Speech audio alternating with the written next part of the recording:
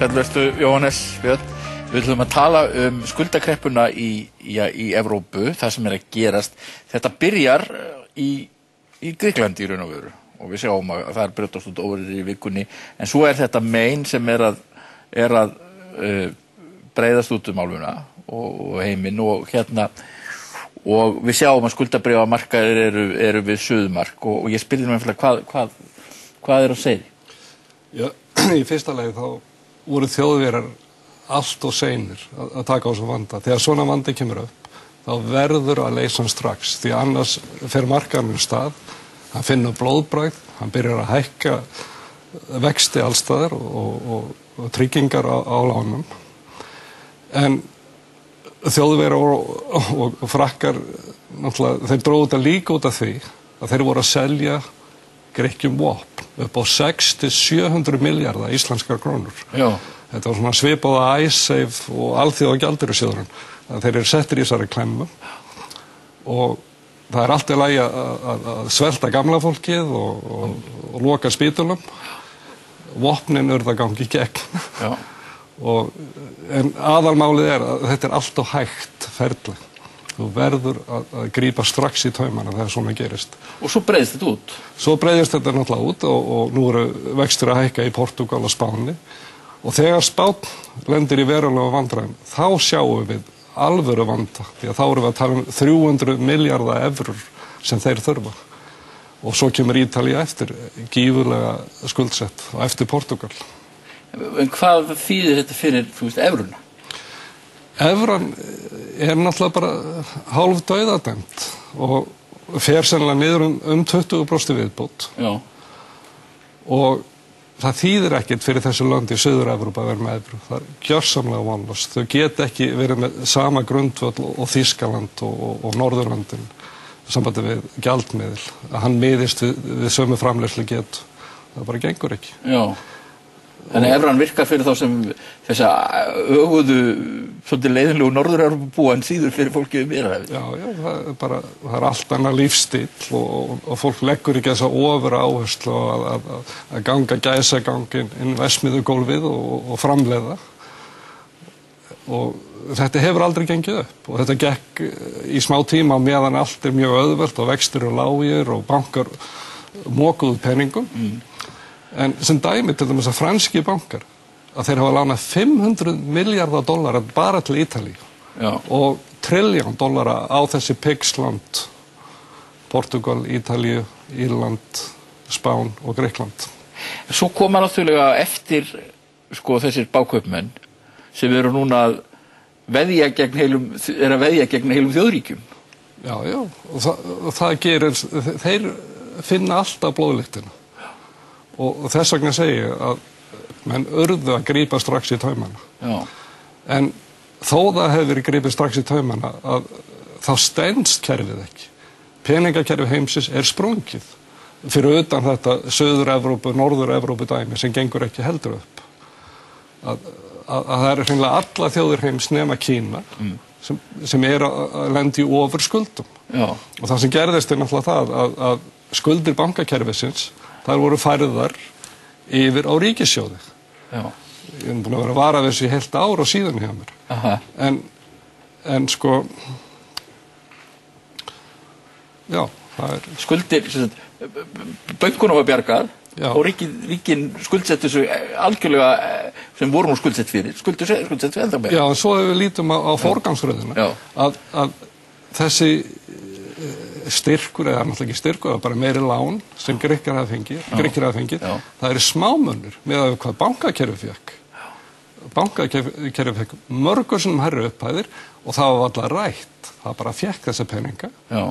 En svo þegar hægt er að níðast á fólki í Grikklandi sem er nú margir með mjög lág laun fyrir, að lækka eitthvað laun og kannski 60.000 íslensku niður í 50.000, þannig að það næri ekki nokkru átt. Nei. En peningakerfið er sprungið. Þetta kerfið var sett á í Bretton Woods 1944 og nú verða menn bara að setjast niður og gera eitthvað. En hvernig system er þetta sem byggir á því sem veldur því að skuldir vaksa stanslaust? Já, náttúrulega allar skuldir verða til í bankakerfinu. Já. Og nú svo komið að þó að stýrivexti sé á nullinu með því, þá eru greiðslu vandræði. Það bara búið að búa til allt og mikið skuldum. Eins og eftir þessa bankakreppu, þá jöku skuldir í bankakerfi heimsins 45% á bara örstöttum tíma. Þetta voru aldrei nokkuð tíma gerst á friðartíma. Og eins og ég segi, menn verða að setjast niður og gera eitthvað. En það verður náttúrulega ekki gert vegna þess að bankakerfið og margir aðilar hagnast á þessu. Þeir fá sína bónus og allt það. En hægt að fara aftur og hvað kallar maður, núlstilla þetta kerfi? Því að eins og ég segi, þetta eru... Já, nú verða bara klári menn að setjast niður eins og það gerðu 1944 í kjölfarstríðsins eða áður stríðinu lauk og sett upp kerfi. Og það kerfi náttúrulega byrjaði að hrynja 71 þegar Nixon tekur gull úr sambandi við dollarann og þá áttu náttúrulega að setjast niður og gera eitthvað en nú þetta komið hreina vitlaus vegna þess að leið og vextir hækka og þeir hækka vegna þess að þeir sem kaupa þessar skuldir sem eru nú ekki margir eftir sem hafa efnaði að kaupa skuldir ríkisstjórna að þeir henta hærri vexti áhættu þóknum og eins og skuldirnar eru, við erum að tala um sko Bandaríkin að keyra yfir $1 trilljón á ári í halla. Það bara ekki hægt að borga þetta. Það bara ekki séns. En við erum að tala um allan heiminn, við erum að tala um Bretland, við erum að tala um Suður-Evrópu, við erum að tala um... Austur-Evrópa er gjaldþrota meira og minna. Það ekkert annað eftir að setjast niður, nema menn vilja bara allsherja krepp. Og þá neyðast til að setjast niður.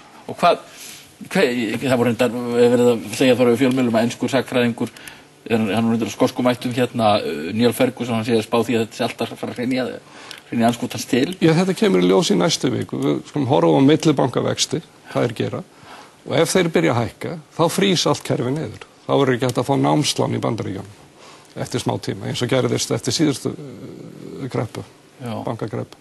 En kerfið alveg ofboðslega fljótt að fara niður. Í kreppunni til dæmis 97 sem byrjaði í Asíu, það tók heilt ár fyrir þá kreppu að rúlla í gegnum allt kerfið. Nú tekur þetta nokkra mínútur.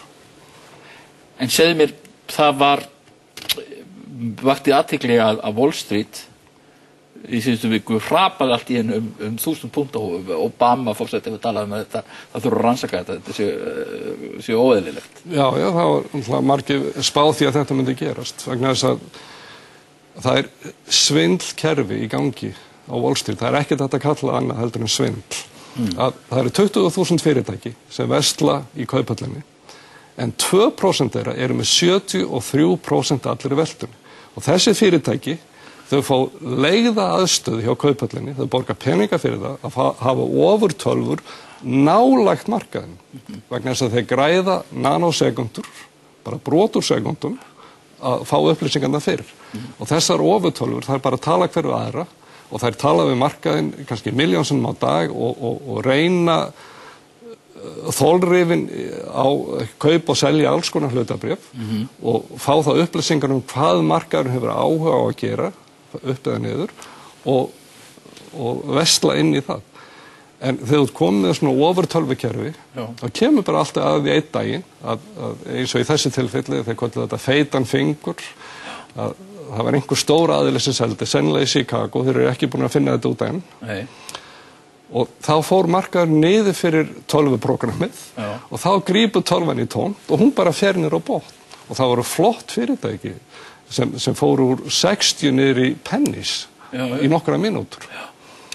Og þetta var eiginlega sama og gerist 87. Tölvur tala við tölvur og það var ekki fyrir þau skrúðu bara fyrir tölvurna núna, þá fór markaðurinn að hækka aftur. En þetta er ákveðin fyrirtæki sem hafa þetta forskot. Þau eru með þetta forskot og ekki bara þetta forskot að vera með tíma þarna, ofurtölvur sem nota sér nanosekundur. Þetta er kallað að hlaupa undan markaðin, eða front running market og fullt af fólki sem er búið að heimta þeim árum saman að þessu verið breytt. En þetta liður með góða lobbyista og sterkir. En þeir eru líka með sem kallað svartar tjarnir eða black pools. Það sem þeir versla innbyrðis eins og Goldman getur verið með innbyrðis verslun í svona einhverju sápukúlu sem kemur aldrei inn á markaðinn. Það sem versla með öll þessi skuldabréf. það er ekki fyrr en þeir eru konum með ákveðnar vísbendingar hvað að fara upp og hvað að fara niður, að þá fara þeir inn á markaðinn. Og aftur, fullt af fólki að tala að breyta þessum svörtu tjörnum, að banna þetta. En þetta náttúrulega hinn venjulegi maður, það þýðir ekkert fyrir venjulegt fólk að vera að versla daglega á markaðinn. Þú getur náttúrulega keypt hlutabréf, þú rannsaka fyrirtæki og allar eiga þau í 5 ár. En að fara inn og út úr markaðinn, og það vonlaust fyrir venjulegt fólk. En sko, einhvern veginn finnst maður allt þetta system sé orðið bara fullkomlega geggjað. Það fullkomlega geggjað og það hlýtur að koma að því að þetta verður alltaf endurskoðað. Þetta nú í einhverju endurskoðun. Já. En þessu verður að breyta því að leið og fólk missir trú á markaðinn. Það veit það að einhverju menn eru með einhverja ása upp í ermunum. Þá hættir það að versla. Já. En það hefur síðast liða ár. Það hefur venjulegt fólk ekki verið að kaupa hlutabréf. Þetta eru bara einhver stór fyrirtæki, þessi 2%, sem eiginlega bara að selja hver öðrum alltaf og hækka markaðinn. Þá þetta svona gerfumarkað. Þetta gerfumarkað, en dáan eftir að fara á næstunni niður töluvert mikið, held ég. Maður áreindar, það hefur svo vonda orð sér að spá í sjónvarpi, það voru svo margir sem voru að spá í sjónvarpi hérna í gamla dag og voru alltaf að spá hækkunum. En þú telur sem sagt líklegast að evran gefi meira eftir? Hún gefur sennilega, hún fer niður í $1 sennilega evran. En það þá ekki gott fyrir útflutning Evrópu? Já, þá verður náttúrulega allt vitlaust annar stað. Þá eru Þjóðverjar komnir með forskot sambandi við gengi sem engin ræður við. Nei. Raunverulega ætti Þýskaland að fara út úr evrunni og bara vera með gamla markið sitt því að þeir eru svo sterkir að það bara ræður enginn eitt við þá. Nei. Þeir eru svo opbáslegir framleiðendur. En þetta aldrei merkilegt út í að dollarinn sko gengur í Ameríku á svæði þar sem náttúrulega sko ólíkt. Ég finna Nebraska ekki eins og Silicon Valley eða eitthvað svoleiðis. En það náttúrulega vegna þess að það meiri pólitísk integrasjón, meiri pólitísk. Já, þessi fylki, smáfylki fá náttúrulega gífurlega styrki frá miðstjórninni. Og eins og það að öll fylki, alveg saman hverju lítil, ekkert Delaware, ekkert stærri en Keflavík, jú, aðeins stærri. En þau eru öll með 2 öldungadeildarþingmenn. Þannig að þetta fólk sogar rosalega til sín, sko. Þú ferð í mörg fátæk fylki, þá eru það svolítið vegirnir út allt steyptir og fínir. Já. En þetta segja menn að þessi lönd innan Evrópu eru svo ólík og síðan svo lítil pólitísk, í rauninni hinn pólitíska sammenning svo veik líka. Já, þannig munur. Ég meina, þú getur gefið Alabama fullt af peningum innan Bandaríkjanna og það tekur enginn eftir. En þýskir verkamenn vilja ekkert vera að gefa peninga til Grikklands. Þetta allt önnur dynamic. Jóhannes, það áhugavert að fá þig í þennan þátt eins og unnilega þakka þér fyrir að koma.